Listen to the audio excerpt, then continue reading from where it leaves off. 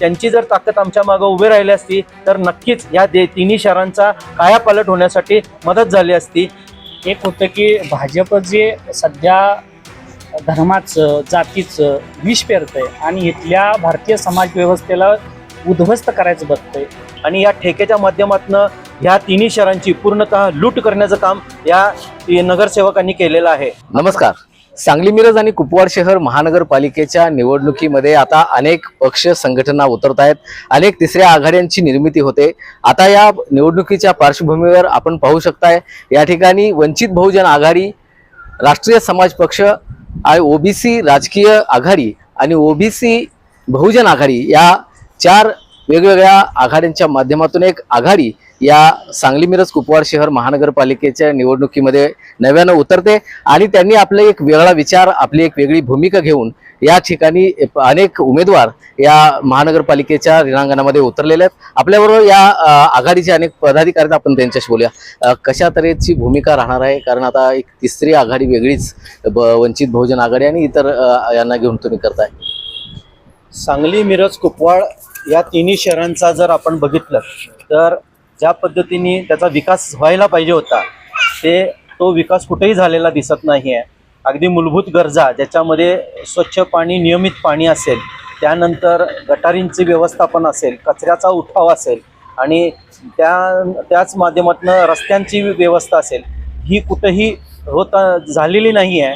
ज्या पद्धतीने आपण इतर शहरं डेव्हलप झालेली दिसत आहेत तसं कुठेही इथं झालेलं दिसत नाही आहे। याचं एकमेव कारण काय आहे तर गेले अनेक वर्ष जे पदाधिकारी, जे इथले नगरसेवक म्हणून ज्यांनी काम केलेलं आहे, जे निवडून दिलेलं होतं आपण याच्या आधी, तर त्यांनी या नगरपालिकेवरती ठेकेदाराच्या माध्यमातून, काही वेळेला ते स्वतः ठेकेदार आहेत, काही वेळेला त्यांचे नातेवाईक आहेत किंवा मग त्यांचे संबंधित कोणतरी ठेकेदार आहेत आणि या ठेकेच्या माध्यमातून ह्या तिन्ही शहरांची पूर्णतः लूट करण्याचं काम या नगरसेवकांनी केलेलं आहे। आपण बघत असाल की आज फक्त पक्ष, ह्या पक्षातून त्या पक्षात, त्या पक्षातून ह्या पक्षात, फक्त त्यांनी पक्षाचं बॅनर बदललेलं आहे, पण हीच लोक, हेच नगरसेवक आपल्याला सालोनसाल वर्षानुवर्ष इथं दिसत आहेत। आणि ही जर आपल्याला परिस्थिती बदलायची असेल तर या निवडणुकीमध्ये आम्ही ज्या म्हणजे जे हे आमचे पक्ष आहेत, ज्या पर्यायी हे पक्ष दिलेले आहेत,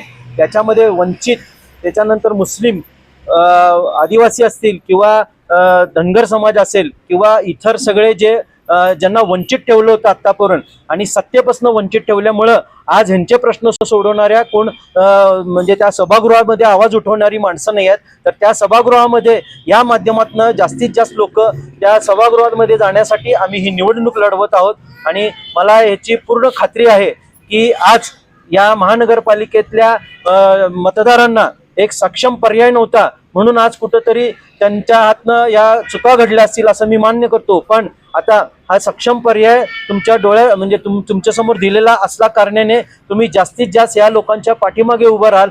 हे जे उमेदवार या आघाडीच्या माध्यमातून जे उमेदवार देण्याचा आम्ही प्रयत्न केलेला आहे, त्यांच्या माध्यमातून या शहराचा, तुमच्या शिक्षणाचा, तुमच्या आरोग्याचा आणि या शहरातल्या सुविधांचा विकास होईल, याच्यासाठी आम्ही प्रयत्न करणार आहोत।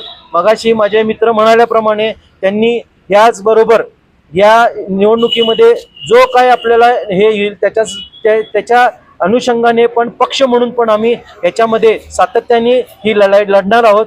आणि म्हणून मी शेवटी एकदा परत आवाहन करतो की चांगला आणि सक्षम पर्याय देण्याचा जो आपण प्रयत्न केलेला आहे त्या आमच्या सगळ्या उमेदवारांच्या मागे उभे राहून त्यांना निवडून द्या, जेणेकरून तुमचे आणि या महानगरपालिकेचे प्रश्न सुटतील।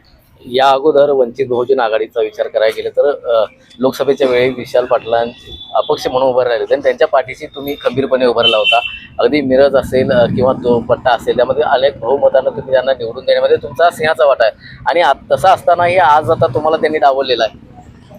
श्रद्धेय बाळासाहेब आंबेडकरांची त्यावेळची भूमिका अशीच होती की बाबा, जेणेकरून बीजेपी हा जो पक्ष आहे, जो जातीवादी आणि इथं मनुवादी राज्य प्रस्थापित करण्याचा प्रयत्न करत आहे, तो बाजूला ठेवण्याच्या दृष्टीने आपल्याला भूमिका घेणं आवश्यक होतं। म्हणून त्यावेळेला श्रद्धेय बाळासाहेब आंबेडकरांनी विशालदादांच्या पाठीमागे उभा राहून त्यांना ताकद दिली आणि आपण बघितलं असाल की वंचित बहुजन आघाडीच्या पाठिंब्याने का असेना, पण त्यांची ती जी ताकद लागली त्याच्यामुळं त्यांचा निवडणुकीमध्ये विजय झाला हे स्वतः विशालदादा ही मान्य करतात.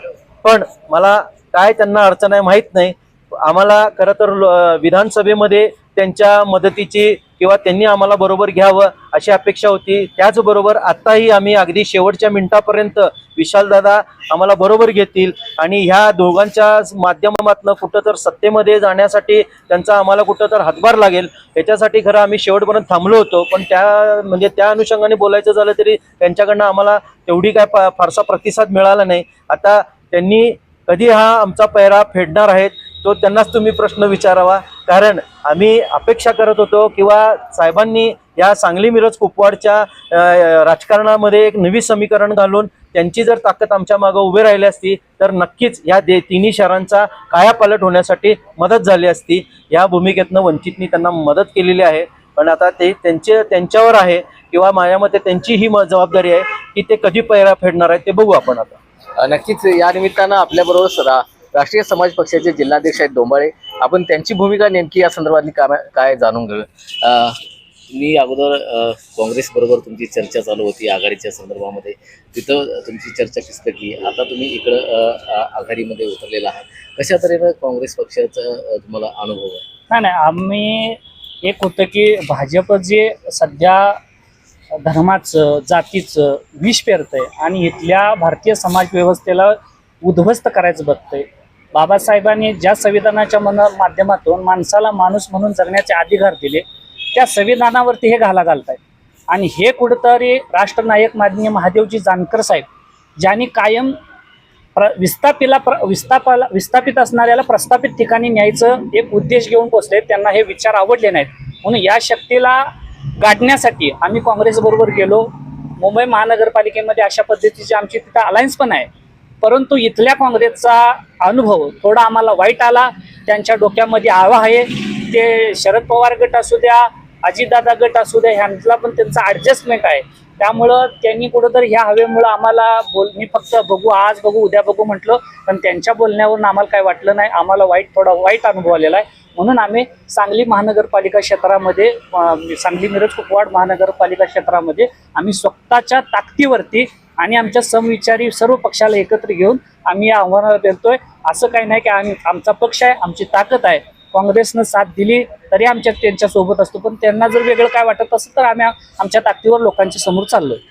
नक्कीच याचबरोबर आपल्याबरोबर ओबीसी राजकीय आघाडीचे पदाधिकारी आहेत. आपण त्यांच्याशी बोलूया. काय नेमकं असं वाटतंय का तुम्हाला की पिंपरी चिंचवड महानगरपालिका असेल पुणे महानगरपालिका असेल इथं तुम्हाला जो हे दिलेलं आहे आरक्षण ते आरक्षण कुठंतरी मारलं जाते असं वाटतंय? 100%च. आता आम्ही ऐकतोय की पिंपरी चिंचवड महानगरपालिका असेल पुणे महानगरपालिका असेल संभाजी महानगरपालिका असेल संभाजीनगर तर यामध्ये ओबीसीच्या सर्व जागा कुणबी प्रमाणपत्र घेणाऱ्या सर्व लोकांना दिल्या गेलेल्या आहेत. आमच्या NT VJ NT SBC OBC प्रवर्गातले जे भटका समाज आहे किंवा ओबीसी समाज आहे या सगळ्यांच्यावर अन्याय केलेला आहे.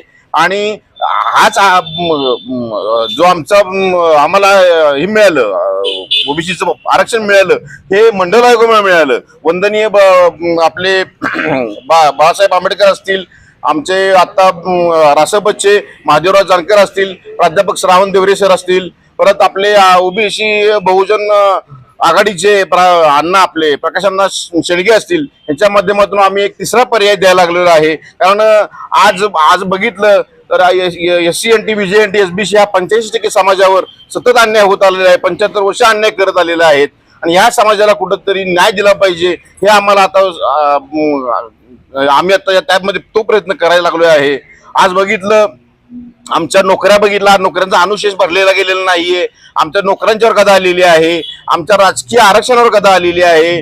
आमच्या शिक्षणाचं पण आता मध्ये GR झाला असं आम्हाला GR अजून ताब्यात मिळालं नाही. पण खाजगी शिक्षण संस्थेमध्ये असा GR झाला आहे की शिक्षण संस्थेचा असा GR झाला आहे की SC NT VJ NT SBC ओबीसीच्या जागा खाजगी संस्थेतल्या संपवल्या गेलेल्या आहेत. तिथेही आम्हाला शिक्षणापासून वंचित ठेवणार आहे तिथून पुढं. म्हणजे शिक्षण असेल नोकरी असेल, राजकीय आरक्षण असेल, हे सगळं संपूर्णचा डाव या प्रस्थापित पक्षाकडून होत आहे. यामध्ये सगळेच प्रस्थापित राष्ट्रीय पक्ष असतील, प्रादेशिक पक्ष असतील, या सगळ्यांचा डाव आहे आणि आम्हाला परत गुलामगिरीच्या पूर्वीच्या गुलामगिरीमध्ये नेण्यासाठीचा यांचा प्रयत्न चाललाय काय असं आम्हाला भीती वाटायला लागलेली आहे. त्यामुळं आम्ही सर्व SC, NT, VJNT, SBC, OBC या प्रवर्गातील सर्व मतदारांना माझं आव्हान आहे की आपल्याला चांगला पर्याय आम्ही सर्वांनी मिळून दिलेला आहे. तरी आम्हाला माझ्या सगळ्यांना विनंती आहे की सगळ्यांनी मिळून या आघाडीला भरभरून मत द्यावं आणि आपले एक विरोधी पक्षाचे पोकळी जी आहे ते आमच्या रूपाने भरून काढावी अशी